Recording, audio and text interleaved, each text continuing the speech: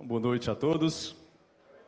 Vamos continuar a nossa série de estudos, então, na carta de Tito. E hoje nós vamos entrar na penúltima parte, a quinta parte. Nós vamos concluir o capítulo 2, lendo, então, do verso 11 até o verso 15. É importante destacar que até aqui nós vimos um conteúdo bem prático, bem direto às nossas vidas, várias instruções a respeito de atitudes que nós devemos passar a fazer no nosso dia a dia, atitudes que nós devemos abandonar da nossa conduta. E agora nós chegamos a uma parte um pouco mais profunda e que eu creio que é importante que nós, como cristãos, tenhamos conhecimento também. Então vamos ler verso 11 até o verso 15 do capítulo 2 da carta de Paulo a Tito. Pois a graça de Deus foi revelada e a todos traz salvação. Somos instruídos a abandonar o estilo de vida ímpio e os prazeres pecaminosos. Neste mundo perverso, devemos viver com sabedoria, justiça e devoção, enquanto aguardamos esperançosamente o dia em que será revelada a glória de nosso grande Deus e Salvador, Jesus Cristo. Ele entregou sua vida para nos libertar de todo o pecado, para nos purificar e fazer de nós seu povo, inteiramente dedicado à prática de boas obras. Ensine essas coisas e encoraje os irmãos a praticá-las. Corrija-os com autoridade, não deixando que ignorem o que você diz. Que Deus possa estar abrindo a nossa mente, nós possamos conseguir compreender o que Ele quer falar conosco nessa noite. Nós demos o título hoje, A Maravilhosa Graça de Deus e os seus efeitos na vida daqueles que foram alcançados por ela. Então, nosso objetivo é estar apresentando pelo menos 5 desses efeitos maravilhosos que nós alcançamos através da graça de Deus. É importante destacar que em outras cartas, Paulo ele usa um padrão diferente. Primeiro ele apresenta a teologia, algo assim mais profundo, e depois ele apresenta o dever, com base na teologia que ele apresenta. E nessa carta ele faz o inverso no capítulo 2. Primeiro a gente viu uma série de demandas, coisas bem básicas, bem diretas, e agora ele vai dizer algumas coisas, um assunto mais profundo, explicando e apresentando a base, o porquê que nós devemos agir da maneira que ele apresenta nos versos anteriores, que nós já expomos nas quartas-feiras anteriores. Nós vemos aí ele explicando então a base, quando ele começa dizendo que porquanto ou porque a graça se manifestou. Essa é o primeiro, o início da apresentação. E para nós entendermos a importância, a relevância da graça se manifestar, nós vamos voltar os nossos pensamentos ao antigo regime. Antes da graça, nós sabemos muito bem que existia um regime conhecido como regime da lei, ou a dispensação da lei. Era uma forma diferente de Deus lidar com o seu povo. E em resumo, a lei olhava para mim e para você, ela nos julgava e era condenação para todos nós. Nenhum justo sequer. Todos nós, debaixo da lei, estávamos completamente condenados e sem esperança de vida. Uma expressão que me chamou a atenção quando estava preparando os estudos foi o que William Hendricks diz, tentando explicar melhor o que seria a graça de Deus. Ele diz que ela é o favor ativo de Deus que outorga o maior de todos os dons a quem merece o maior de todos os castigos. Deus então oferece, Ele nos concede o maior presente para nós que merecíamos o pior tipo de castigo que nós poderíamos imaginar. E então que aparece esse novo regime, essa nova forma de Deus se relacionar com o seu povo. E ela contraria a lógica, que é o que nós sabemos que estava esperando todos nós. Ela muda o final, o desfecho dessa história, nos dando aí um novo rumo, uma nova oportunidade, um novo estilo de vida. Eu queria perguntar no início: a graça produziu a cruz ou a cruz produziu a graça? Qual seria a resposta correta? Ao contrário, nós podemos dizer que a cruz ela inaugura o regime da graça, mas a graça de Deus é que produz e nos oferece então essa obra tão perfeita e tão completa. E nós vamos então destacar o que vem depois, o que a graça traz com ela. Nós vamos ver esses efeitos pelo menos em 3 tempos. E o primeiro efeito aí no versículo 11 é que a graça salva. Então é só nós olharmos para o passado, e eu creio e quero ter certeza que nessa noite todos que estão aqui já estão desfrutando desse efeito, já foram alcançados pela salvação. E ele diz que a graça se manifesta trazendo salvação. Olhando aí para o versículo 10, Paulo está falando sobre a gente, com o nosso comportamento, manifestar, mostrar para as pessoas a beleza da doutrina de Deus. E para mim, esta é a parte mais bonita de tudo que nós vemos na palavra de Deus. Nós temos aqui o que seria a parte mais bela, a parte mais importante de tudo que nós encontramos na doutrina bíblica. É só nós pensarmos que eu e você, a humanidade no geral, nós nos rebelamos contra Deus, o nosso Criador. Nós ferimos gravemente as ordens dele, descumprindo o que ele queria que nós fizéssemos. E o que acontece? Todo mundo estava perdido, sem esperança, sem saída, e Deus não tinha obrigação nenhuma de fazer algo por nós. E ele faz. Graças a Deus que ele faz, ele prepara uma saída, um meio gratuito. Nós não temos que pagar nada pela nossa salvação.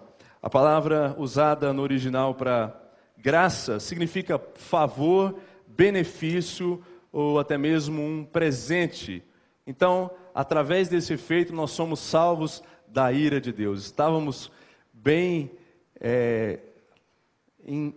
enrascados quanto ao nosso relacionamento para com Deus. Estávamos com muitos problemas, a ira dele sobre nós, estávamos condenados a uma vida inteira de condenação, que a Bíblia chama de segunda morte ou inferno. Eu sei que a maioria dos irmãos aqui já desfrutam desse benefício há muito tempo, mas quanto é que os irmãos pagaram pela salvação de vocês? Ninguém de nós podemos fazer nada para que a gente consiga acesso à salvação. Isso é um problema, porque a gente gosta de fazer as coisas do nosso jeito, né? É do meu jeito. E esse problema, infelizmente, nós não conseguimos resolver pelos nossos esforços, pelos nossos meios. E, infelizmente, muitas pessoas tentam resolver esse problema com Deus, e eles tentam, fazendo penitências, fazendo caridade, boas obras, tentando encontrar um favor de Deus, um merecimento pelas suas obras, para então receber salvação da parte de Deus. Eu gostaria de ilustrar o peso que tem as boas obras para a salvação. Jonathan Edwards um dia usou essa ilustração. Imagine aí agora uma teia de aranha bem frágil, bem fina, e essa teia de aranha seria as nossas obras. Imagine isso. E de outro lado nós temos uma pedra. Que condições essa teia tem de suportar o peso daquela pedra, de se manter ali intacta? Nenhuma condição. Esse é o peso, essa é a importância que as nossas obras, todas as nossas atitudes têm em relação a um problema específico com Deus que nós temos, que é receber a salvação pela graça. É muito simples nós provarmos que as obras não salvam, quando nós pensamos na obra de Jesus. Eu creio que é lógico isso, porque se as obras salvassem, não existia nenhuma necessidade de que Cristo morresse. Ele podia ter ficado muito bem no céu, junto com o Pai, não precisava ter se humilhado, se rebaixado, habitado um corpo humano como o nosso, não precisava ter sofrido nada daquilo, não precisava ter sido difamado, nada daquilo seria necessário, se algo que eu pudesse mesmo resolver. Então eu creio que é muito fácil de nós entendermos que a salvação não é mediante as obras, a salvação é mediante a graça. Mais para frente, vamos ter contato aqui com o devido lugar das obras na vida do cristão. Não antes da salvação, não para a salvação, mas sim depois que nós já fomos alcançados por ela. Paulo diz que essa graça se manifestou e ela traz salvação a todos. Ele escrevendo aos Efésios, ele diz que este mistério era um mistério que ficou oculto durante várias gerações, durante várias eras, e então chega um momento em que esse mistério é revelado. E esse é o momento que a gente tinha que dizer um glória a Deus bem forte, porque nós nascemos nessa era, nós nascemos nesse período, onde Jesus já veio a primeira vez, e nós temos então o acesso à graça de Deus. E como nós acabamos de ler, a graça ela é abrangente, ela não faz acepção de pessoas. Quando nós lemos aí que ela traz salvação a todos, nós podemos pensar que não somente para os judeus, todos os povos, todas as raças, todos os sexos, todos os níveis sociais, níveis intelectuais, todos têm o acesso à graça de Deus. Quero fazer um paralelo com dois textos que complementam essa ideia de que a salvação é para todos. Paulo, escrevendo a Timóteo, ele diz que Deus, o nosso Salvador, deseja que todos sejam salvos. E ainda o apóstolo Pedro, escrevendo na sua segunda carta, capítulo 3, versículo 9, diz que Deus não quer que ninguém pereça, mas que todos, mais uma vez, cheguem ao arrependimento. É por conta desses e outros versos que eu tenho dificuldade de entender e aceitar algumas doutrinas calvinistas. E é por isso que a graça é tão linda, ela é tão bela. Ela se manifesta trazendo salvação a todos que reagirem com fé na obra de Jesus Cristo. Segundo efeito aí, versículo 12. Paulo diz que a graça nos educa para que, renegadas a impiedade e as paixões mundanas, vivamos neste mundo de forma sensata, justa e piedosa. Esse é o segundo efeito. Nós podemos pensar que a graça ela é pedagógica, ela nos ensina, ela nos orienta, ela nos instrui, nos apresentando a maneira correta de viver.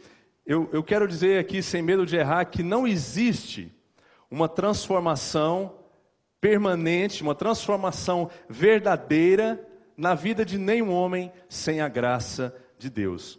Porque nós, o homem natural, eu digo, sem Deus, sem a graça de Deus, nós somos incapazes de conseguir vencer sozinhos a atuação do pecado em nós. Então somente a graça de Deus pode transformar a nossa vida. Um exemplo bem claro, já ouviu alguma pessoa que fala: rapaz, eu fiquei 2, 3 meses sem fumar, eu fiquei sem beber, mas não consigo, voltei, estou de volta.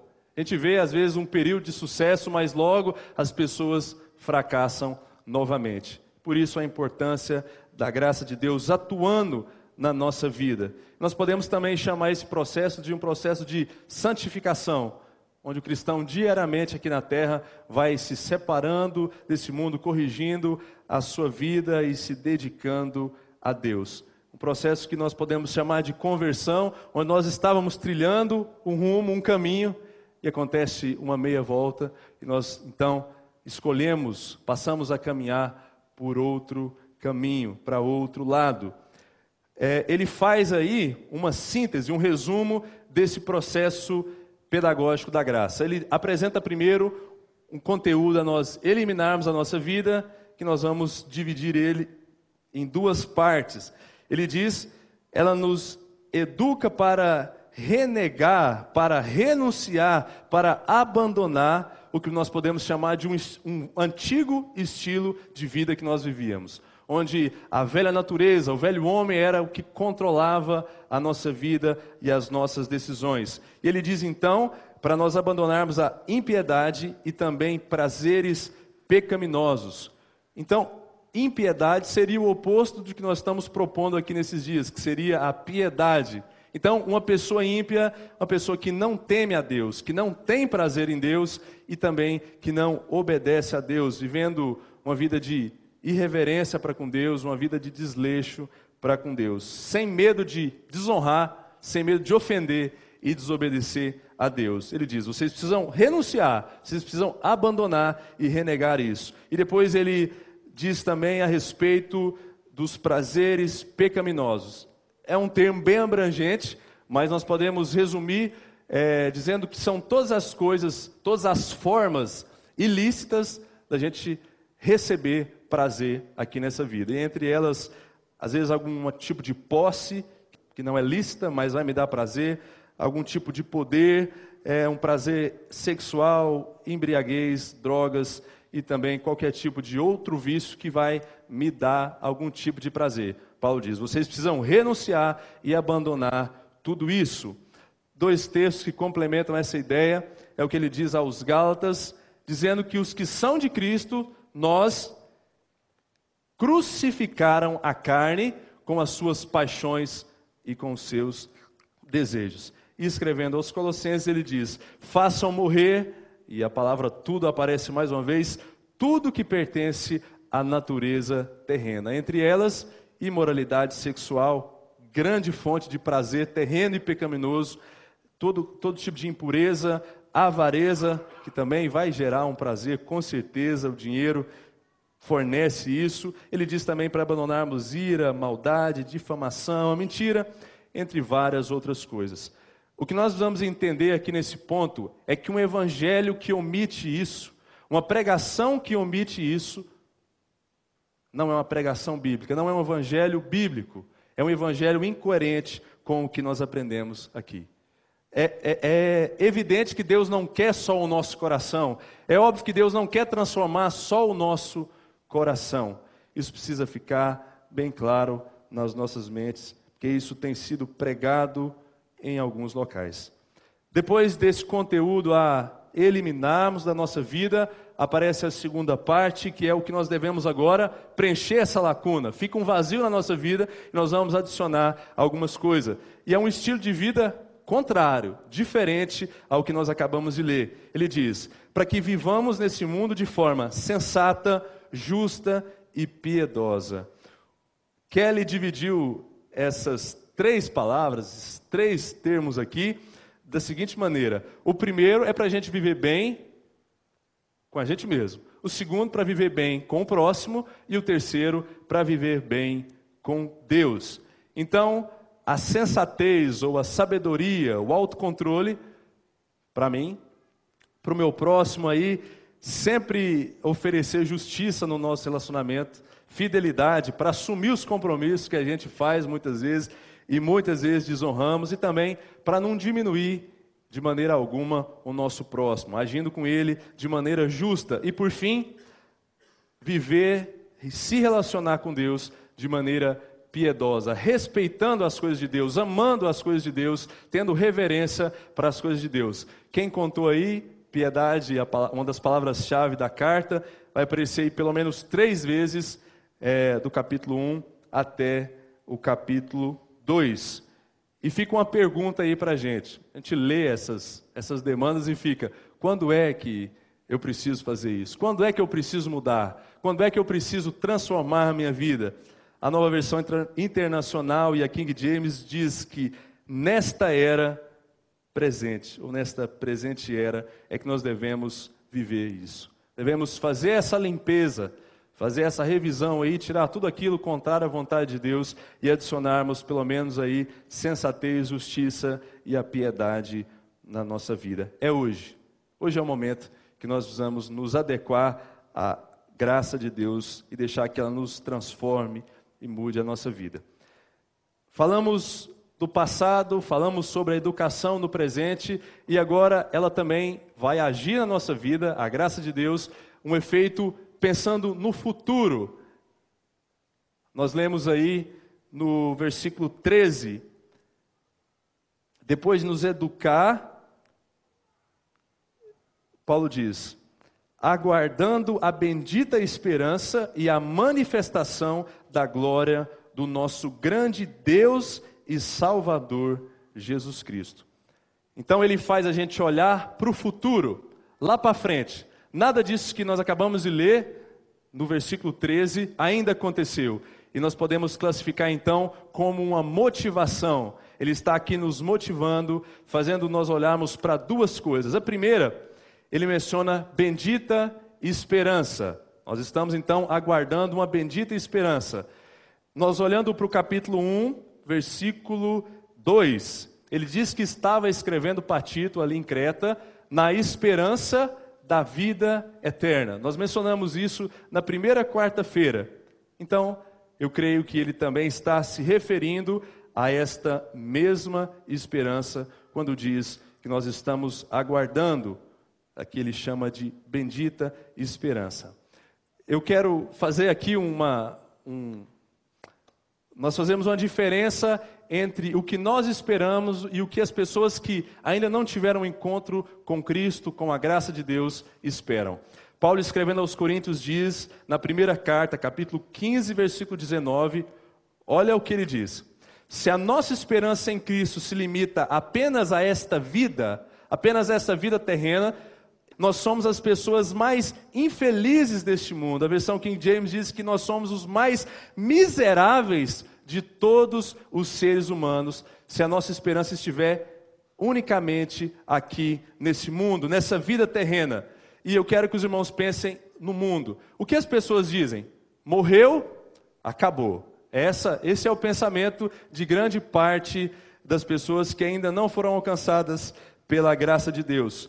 E ao contrário de tudo isso, nós temos uma esperança. Nós temos uma expectativa gloriosa de que teremos uma vida eterna. E por não ter esperança, por não ter nenhuma expectativa de uma vida além, é que as pessoas se entregam aí a aproveitar, a se esbanjar de tudo aqui nessa vida. E não querem saber as consequências, não querem saber o que Deus pensa disso. E elas dizem: o prazer é o bem supremo da vida. Esse é o estilo que define o hedonismo. Eu preciso ser feliz, custe o que custar, porque não tem uma esperança. Pensando nas palavras de Jó, capítulo 9, 25 e 26, olha o que ele diz sobre a brevidade dessa vida terrena. Ele usa 3 figuras. Primeiro ele diz que essa vida, os nossos dias passam mais rápido que um corredor. Depois disso ele diz que a nossa vida é como um barco, um navio veloz. E ele diz que os nossos dias são como uma águia que se lança para a comida. Ficou bem evidente que a nossa vida é passageira. O tempo passa e nós voamos. Pensando nisso, pensando o quão insignificante, comparando a uma vida eterna, uma eternidade, nós não temos nem condições de entender como isso vai funcionar, como vai ser isso. A gente precisa aguentar firme aí a todas as dificuldades, todos os problemas, todas as lutas que aparecer, pensando que logo, logo nós vamos estar experimentando vida de verdade, vida eterna. Essa é a esperança que nós temos, e assim a graça nos motiva diariamente, nos fazendo olhar para o futuro. A segunda forma que Paulo vai usar para nos motivar é a manifestação da glória de Cristo. Ou como na versão King James, o retorno do nosso grande Deus e Salvador Jesus Cristo. Nós podemos pensar em um retorno agora triunfante. Ele não vem mais como servo, ele não vem mais para ser humilhado, ele vem como um grande rei triunfante. Todos vão ver, todos que estiverem aqui nessa terra ainda, vão contemplar a sua glória, quando ele retornar para buscar o seu povo e também julgar aqueles que não decidiram entregar as suas vidas a Ele. Que esperança, que privilégio nós temos. Uma ilustração que as irmãs vão entender muito bem, quando alguém te liga e fala assim, estou indo na sua casa tal dia, o que é o primeiro pensamento? Eu preciso organizar a casa. Então aparecem umas faxinas relâmpago, né? A gente decora a casa, põe uma florzinha, põe uns negócios cheirosos. Por quê? Está vindo alguém para minha casa e eu preciso mostrar que eu sou uma pessoa organizada, preciso receber bem essa pessoa. O que ela vai pensar de mim? Então, as irmãs têm o cuidado, o zelo de deixar tudo em ordem, porque vai receber uma visita. E é esse o pensamento que eu gostaria de deixar para os irmãos nessa parte. É um fato, isso vai acontecer. Cristo vai voltar para nos buscar. Isso deve nos motivar a colocar a nossa vida em ordem. Deixar tudo pronto, tudo limpo, tudo organizado, para recebermos então o nosso Senhor e Salvador Jesus Cristo. Revisando, até aqui nós já vemos que a graça no passado nos salva, no presente e até o fim da nossa vida terrena ela nos educa e também nos fazendo olhar para o futuro, para a esperança da vida eterna e para o retorno de Jesus, a graça nos motiva. E eu quero dizer com isso, não deixe ninguém desanimar você, não deixe ninguém abalar a sua fé. Olha que riqueza que nós temos. Mantenha aí a sua posição, se mantenha firme, mantenha sempre o entusiasmo, a alegria de viver, pensando pelo menos nesses 3 efeitos que nós apresentamos até agora da graça de Deus. Seguindo aí, nós temos no versículo 14 o 4º efeito da maravilhosa graça de Deus. No versículo 13, nós vimos aí, Paulo faz uma narrativa inversa. Primeiro ele menciona a segunda vinda, e agora no versículo 14 ele vai mencionar a primeira vinda de Cristo, apresentando o agente, o bandeirante da graça, aquele que trouxe a graça ao mundo. Então, é aí então que aparece o nome de Jesus Cristo. E ele vai apontar mais 2 conquistas que a graça traz para nós. A libertação e, por último, a limpeza que a graça pode fazer nas nossas vidas. Então, em 4º lugar, ele diz no versículo 14, ele deu a si mesmo a fim de nos remir, a fim de nos libertar de toda iniquidade. Paulo está narrando aqui o sacrifício de Jesus na cruz. Ele apresenta a finalidade, pelo menos 2 delas. Na nova versão transformadora fica mais fácil da gente entender, porque já é traduzido para libertar. Então, a finalidade, um dos propósitos do sacrifício de Jesus é nos libertar, nos resgatar, nos livrar do pecado, só que existe uma condição. Não existe essa libertação sem o preço de um resgate, sem um preço a ser pago. Então, o preço é nada mais, nada menos do que a vida, a própria vida de Cristo. Para entendermos a beleza disso aqui, nós vamos voltar os nossos pensamentos para o que o evangelista João diz no capítulo 8. Esse texto nós devíamos saber de cor. Aquele que peca é escravo do pecado. Então, nós nascemos nesse quadro. Nós nascemos acorrentados, presos, dominados pelo pecado. Então aparece a graça de Deus e quebra, destrói todas as correntes que nos deixavam presos a esse mal. E depois desse acontecimento, Paulo escreve aos Romanos, capítulo 6, verso 13 e versículo 14, que agora, depois disso, o pecado não terá domínio sobre nós. Não estamos mais presos. É isso que a graça faz conosco. E é uma obra grandiosa, porque está escrito aí, libertar de toda iniquidade. Uma obra bem abrangente. E eu quero, esse ponto é muito importante, porque pode ser que a gente use desse regime, use da graça para pecarmos, para ser uma desculpa para nós cometermos pecado. E isso não deve acontecer conosco. Ao contrário, a graça de Deus deve nos motivar a viver uma vida de santidade. Capítulo 5 de Romanos, versículo 20, esse texto também bastante conhecido. Paulo diz que aonde o pecado abundou, aonde que ele habitou, ele encheu, aparece a graça para superabundar, para aumentar mais ainda. E nós podemos pensar igual ele, imagina que pudéssemos pensar, seguindo no capítulo 6, verso 1, ele coloca em xeque a seguinte pergunta: então, já que a graça ela faz tudo isso, a gente vai continuar pecando para que ela abunde mais ainda? Para que ela aumente mais ainda? Ele diz, não, de modo nenhum. Essa é a resposta que nós devemos ter sempre em mente, tanto para nós, para ajudar alguém que usa da graça de Deus para cometer pecados. Eu quero também deixar um alerta sobre esse assunto. Eu quero que os irmãos prestem bastante atenção nisso.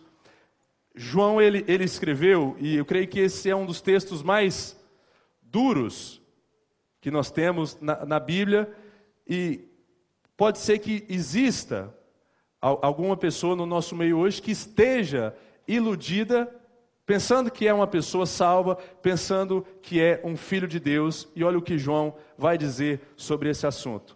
Resumindo, primeira carta de João, capítulo 3, versos 8 a 10. Ele diz que todo aquele que permanece nele não vive pecando. Olha o outro lado da história. Todo aquele que vive pecando não viu e nem conheceu a ele. Em sequência, aquele que pratica o pecado procede do diabo. E finaliza dizendo que todo aquilo que é nascido de Deus não vive na prática do pecado, não vive preso ao pecado. E ele conclui, nisto são manifestos os filhos de Deus de um lado e os filhos do diabo. Dois estilos de vida aqui, dois pais diferentes aqui nesse texto.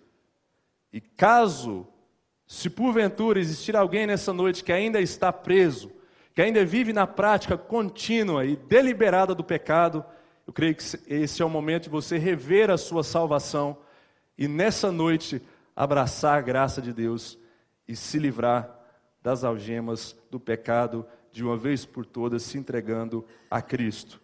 Depois desse quarto efeito, o último que nós veremos aqui é o que ele diz no versículo 14.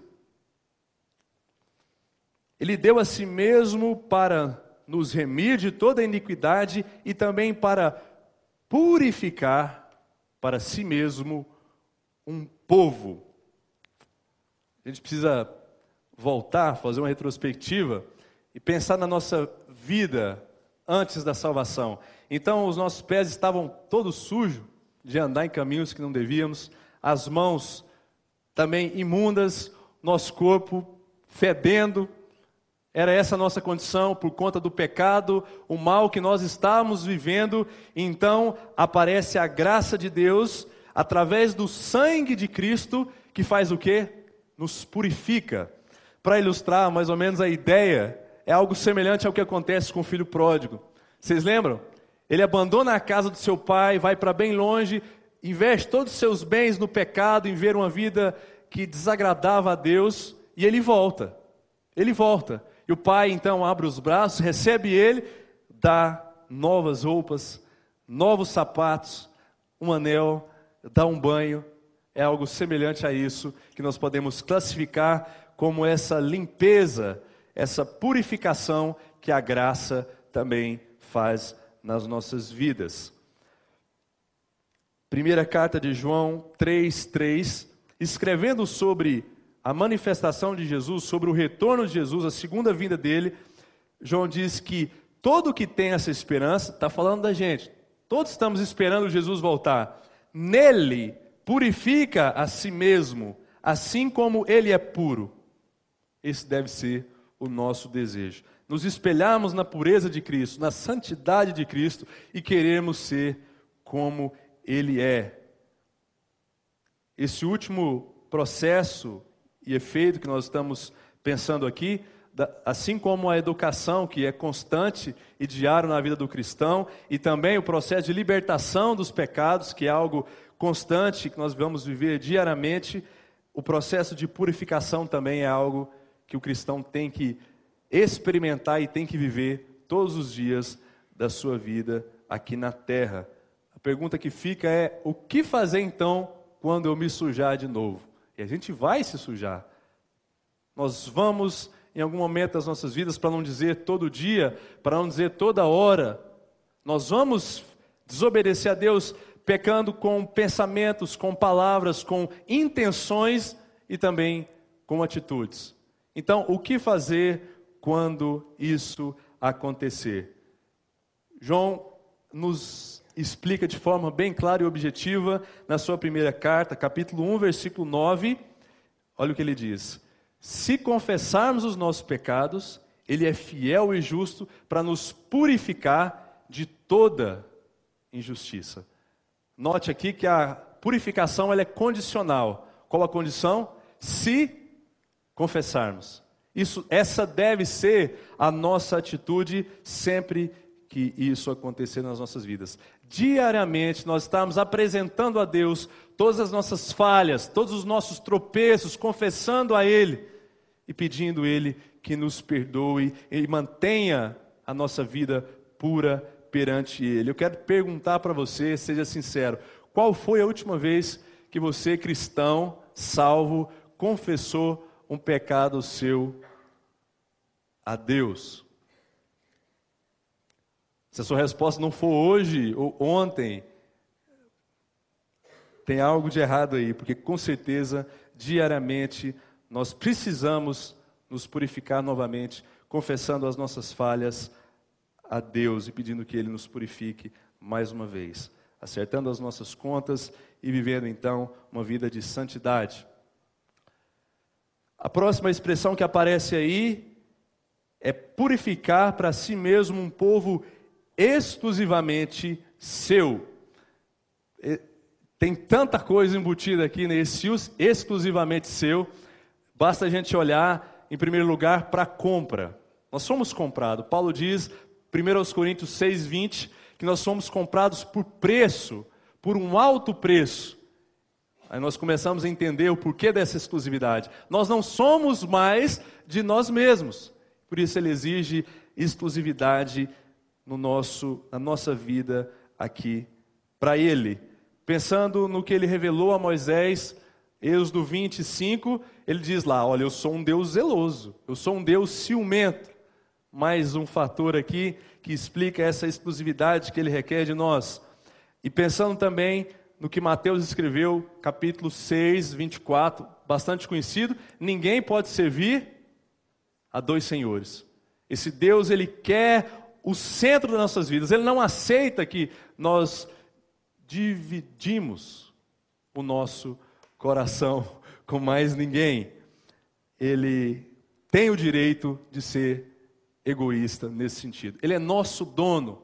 Ele nos comprou e também pagou um preço bastante caro. Não pertencemos a nós mesmos e pertencemos agora a esse Deus, a esse único e suficiente Senhor. A próxima expressão que vai aparecer aí é dedicação à prática de boas obras. Preste atenção nessa sequência. Depois de salvar, depois de nos educar, depois de nos motivar, depois de nos libertar do pecado, agora aparece aí obras. Esse é o devido lugar das boas obras na vida do cristão. MacArthur diz que as obras são o resultado, são o produto da nossa salvação e não o meio pelo qual nós conseguimos acesso a ela. Nós precisamos colocar em mente que praticar boas obras, isso aparece em várias partes da Bíblia, é uma obrigação do cristão. E Tiago é um pouco radical quando ele escreve no capítulo 4, verso 17, que aquele que sabe que deve fazer o bem e não faz, versão corrigida, comete pecado. Isso é forte. Quando nós sabemos e temos condições de ajudar a fazer o bem e não fazemos, não sou eu que estou dizendo isso. A Bíblia diz que nós cometemos um pecado, estamos descumprindo uma ordem que se repete várias vezes na palavra de Deus. E para a gente entender a intensidade do empenho, como nós devemos nos dedicar à prática de boas obras, na Nova Versão Transformadora aparece aí a expressão, um povo inteiramente dedicado à prática de boas obras. Tem que dar o sangue mesmo, na hora de estar fazendo o bem para as pessoas, agindo e praticando essas obras. Ele escrevendo aos Gálatas, nós já mencionamos aqui, diz para nós não nos cansarmos de fazer o bem. Então não existe um limite. Não existe um limite para esse assunto. Uma pergunta: os irmãos acham que é possível fazer boas obras de forma errada? Sim? Ok.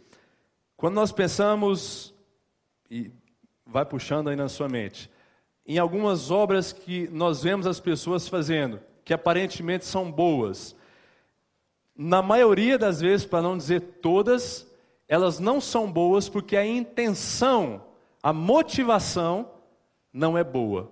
Vou citar exemplos. Pode ser que a pessoa esteja fazendo aquilo para se autopromover, para conseguir aumentar o seu status, para, por exemplo, hoje eu faço um bem para o Eliel, porque amanhã eu vou precisar dele, então eu já vou preparar o terreno, eu vou ajudar ele hoje, para ele me ajudar amanhã. Motivações erradas. Então, o que a gente nota muitas vezes, tira uma foto minha aqui, muitas vezes são exteriormente boas, mas interiormente não são boas, porque as motivações não são boas, as motivações são erradas e as pessoas na maioria das vezes estão pegando para si a glória, o reconhecimento que deveria ser de Deus. E é por isso que muitas vezes não são boas obras. Por que eu estou dizendo isso? Para que eu e você, como cristãos, que sabemos disso, não cometamos esse erro. Amém? Não cometamos esse mesmo erro. Porque Deus, eu não sei se eu digo infelizmente ou se eu digo felizmente, Ele conhece a nossa intenção. Não dá para enganar Deus. E Paulo diz, 1 Coríntios 3, 13 a 15, que todas as nossas obras vão ser provadas. E só depois de ser provadas, analisadas por Deus, é que vamos receber, eu fiz assim, mas é recompensa, não que seja dinheiro. Então, muito cuidado, muita cautela, para que a gente não cometa esse erro. Ele conclui o capítulo aí com o versículo 15, e nós vamos ver 3 ordens diretas para Tito e uma palavra de encorajamento. Olha o que ele diz. Ensine essas coisas, tudo que já foi passado até agora, e também exorte e repreenda com toda a autoridade. Ponto. Que ninguém despreze você. Primeira ordem das 3 é que ele devia ensinar tudo isso. Ele devia pregar ali na ilha de Creta. O conteúdo da pregação estava aqui.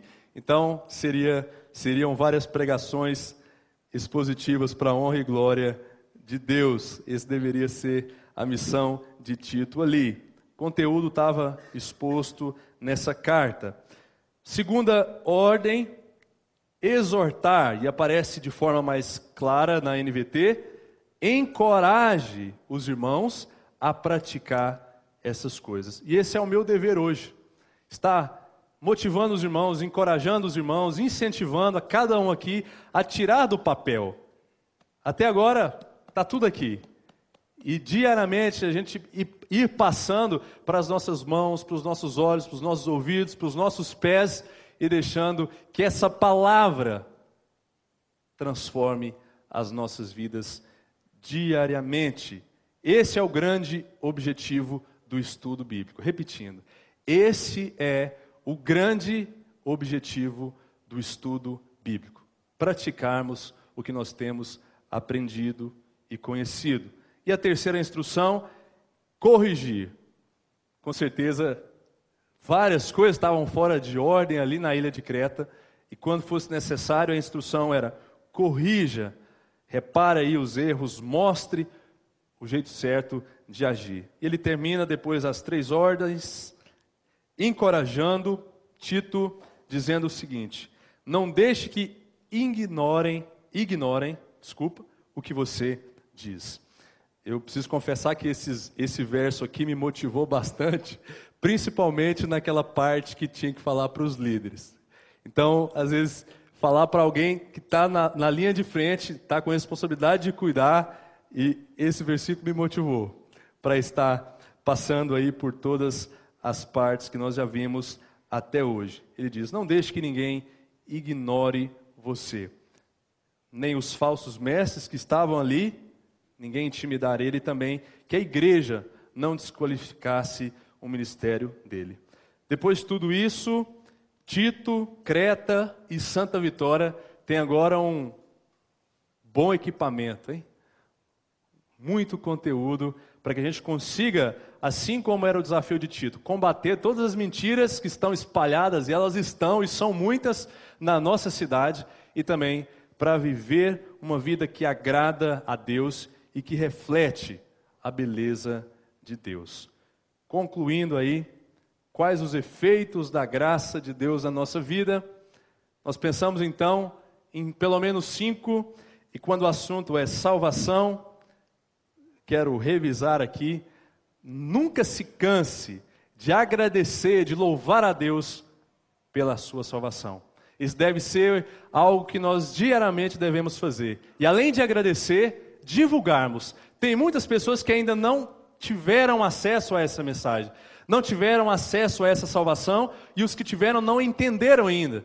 É por isso que o mundo está dessa forma. Então, agradeça a Deus e compartilhe, espalhe essa mensagem. Em segundo lugar, a graça nos educa. E por favor, deixe que a graça de Deus lapide, transforme as suas vidas. Faça o reparo, assim como na minha, fazer todos os reparos, tirar todos os excessos e nos adequar à vontade de Deus. Terceiro efeito, motivação. Sempre lembrarmos, mais uma vez, a brevidade dessa vida comparada a uma vida eterna, uma vida que não tem fim, uma vida de verdade que nos aguarda, e também a manifestação, o retorno de Cristo, o nosso Salvador. E pensando nisso, preparar a nossa casa para receber o nosso convidado de honra. Quarto efeito, libertação. Então, diariamente, se revista aí, peça que Deus nos cubra com a graça dEle, com a força dEle, com o poder dEle, para que o pecado não exerça domínio nas nossas vidas, para que a gente não dê espaço para ele e volte para a vida de escravidão, de onde a gente veio. Que esse seja também o nosso desejo. E por fim, purificação diariamente também. Sempre que acontecer um acidente de percurso, é isso que o pecado é na vida do crente. Acidente. Confesse imediatamente e peça que Deus nos perdoe através da obra de Cristo.